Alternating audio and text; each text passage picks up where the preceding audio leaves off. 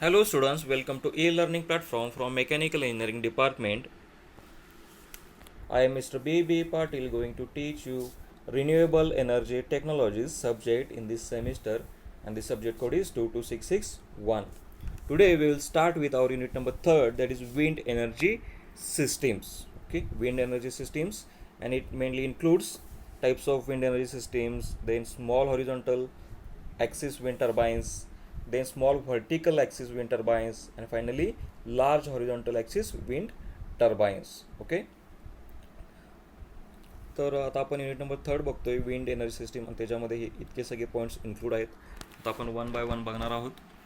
Last काही video लेक्चर्समध्ये आपण सोलर एनर्जीचे डायरेक्ट यूज बघितले होते, ज्याच्यामध्ये आपण सोलर थर्मल सिस्टीम बघितली होती आणि सोलर फोटोवोल्टाईक सिस्टीम. ओके, तर आता इनडायरेक्ट यूज ऑफ सोलर एनर्जीमध्ये आता आपण विंड एनर्जी सिस्टीम बघणार आहोत. Okay, introduction to wind power. Wind atmospheric air in motion. Okay, it has become an energy source. Okay, तर आता सोलर एनर्जीचा आणखी एक इनडायरेक्ट यूज म्हणजे विंड पॉवर. आता आपण बऱ्याच ठिकाणी बघतो की विंड पॉवर यूज करून इलेक्ट्रिसिटी जनरेट करतात. ओके, तर हा एक इनडायरेक्ट यूज आहे सोलर एनर्जीचा. तर विंड हे देखील एनर्जी सोर्स म्हणून देखील आता सध्या त्याचे ऑप्शन्स तयार झालेले आहेत. Okay, sun produces 4/10⁻26 joules of electromagnetic radiation every second that is radiated into space. Okay, about 2% of sunlight that falls on the earth is transferred to wind energy. Okay, so साधारण 2% sunlight जी आहे ती त्याचं transformation आपण wind एनर्जीमध्ये होतं. Okay, wind provides around 1% of world electricity.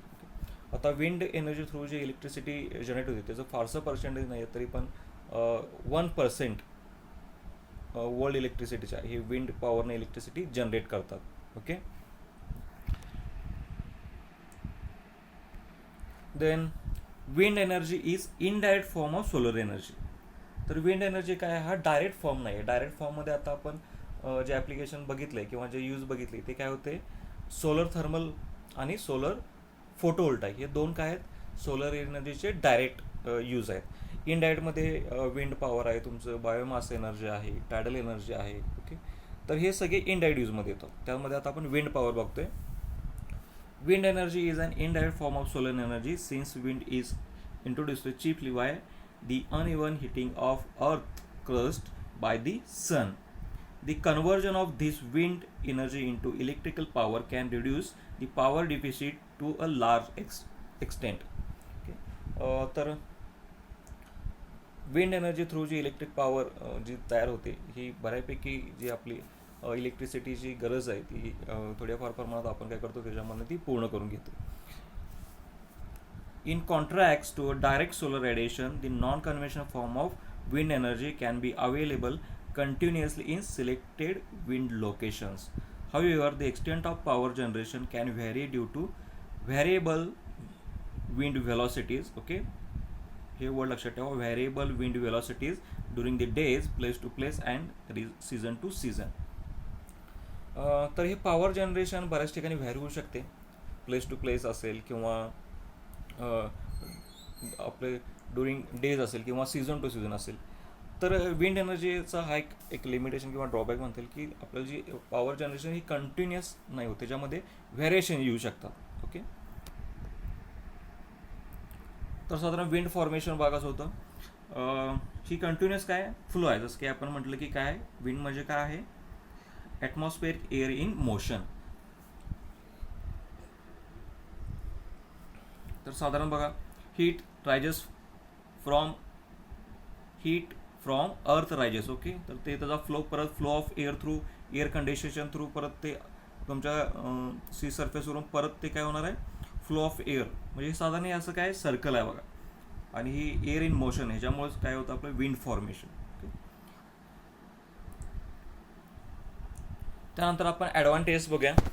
जसं की आपण direct यूजमध्ये solar थर्मलचे बघितले होते, त्यानंतर सोलर फोटोवोल्टाईकचे, त्या पद्धतीनं विंड पॉवरचे देखील ॲडव्हान्टेजेस आहेत.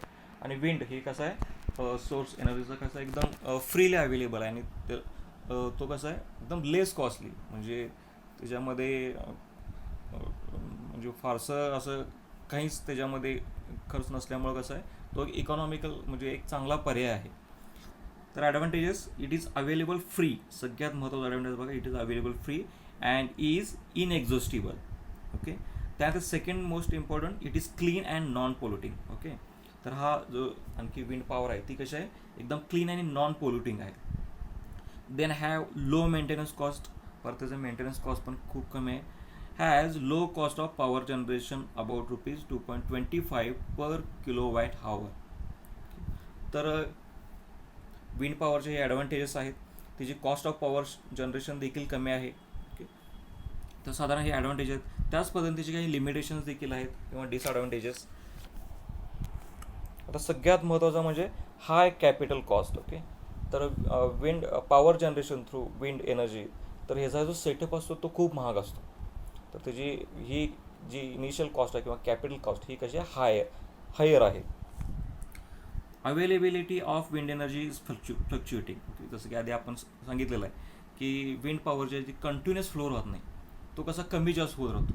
त्यामुळं त्याच्या थ्रू आता जे आपण इलेक्ट्रिसिटी जनरेट करणार त्याच्यावर देखील ह्याचा इफेक्ट होत असतो.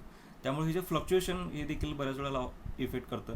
तर हे देखील त्याचं एक विंड पॉवरचं लिमिटेशन आहे. अवेलेबिलिटी कशी आहे त्याची, फ्लक्च्युएटिंग आहे. Very high wind velocities during cyclones, hurricanes may damage the systems. Okay. ज्यावेळी आपण म्हणतो की जोराचं वादळ वगैरे असेल तर त्यावेळी आपली पूर्ण सिस्टीम तिथे कोलॅप्स देखील होऊ शकते. तर ही देखील त्याचा ड्रॉबॅक आहे. Design is difficult due to large variation of wind speed. जर आपण बघितलं की जिथं तुमची ही विंड सिस्टीम इन्स्टॉल असते त्या ठिकाणी बघितलं तर कसं आहे त्याचं डिझाईन हे करणं खूप अवघड असतं. कारण तुमचे विंड कसे आहे हे फ्लक्च्युएटिंग आहे आणि त्याचं स्पीड देखील बऱ्याच वेळेला तुमचं जे वारे असतात प्रचंड वेगाने वाहत असतात आणि बऱ्याच वेळेला ते खूप कमी स्पीड नेत असतात. तर ह्याचं डिझाईन करणं देखील खूप अवघड असतं. Need power storage device. Okay. ही फ्लक्च्युएटिंग विंड एनर्जी असल्यामुळे ती एनर्जी जी तयार झालेली आहे ती कुठं ते स्टोअर करणं गरजेचं असतं. तर त्याचा देखील परत काय होतं, खर्च आहे. Causes sound pollution. ओके. जी विंड एनर्जी आहे किंवा ह्याच्यामुळे ह्याच्या ज्या ठिकाणी असते त्या ठिकाणी बऱ्याच वेळेला आवाज, साऊंड पोल्युशन देखील चान्सेस आहेत. Conversion efficiency is only 35 to 44%. जी पूर्ण विंड एनर्जी आहे त्याचं कन्व्हर्जन आपण आउटपुटमध्ये करायचं झालं तर ते फक्त 35 ते 44% इतकंच आहे. तर हे साधारण डिसॲडव्हान्टेजेस आहेत विंड पॉवरचे. आता विंड टर्बाईन्स. ओके. किंवा विंड मिल्स ज्याला म्हणतो आपण, rotating machines that can be use to generate electricity from the kinetic power of the wind. तर विंड टर्बाईन्स म्हणजे काय, ही रोटेटिंग मशीन्स आहेत that can be use to generate electricity from kinetic power of the wind. Okay. म्हणजे wind mill किंवा wind turbine हे काय करतात, आपली जी कायनेटिक एनर्जी आहे तुमच्या हवेची विंडची त्याचं कन्व्हर्जन कशामध्ये करतो आपण, to create and or to generate electricity. Okay. Alike aircraft propeller turn and moving air power the electric generator supply electric current. आता आपल्या डोमेस्टिक वेमध्ये बघा, for fan electricity to wind. Okay. आणि for turbines wind to electricity. Simple याचं एक conversion आहे. आपल्याला घरी फॅन आपल्याला ज्यावेळी कशी एअर रिक्वायर्ड असते किंवा जिथं आपल्याला हवा हवी असते त्या ठिकाणी आपण इलेक्ट्रिसिटी म्हणजे फॅनमध्ये कसं आहे थ्रू इलेक्ट्रिसिटी आपल्याला तो वारा देतो, पण टर्बाईन्समध्ये कसं आहे आपण वाऱ्यापासून इलेक्ट्रिसिटी तयार करतो. ओके.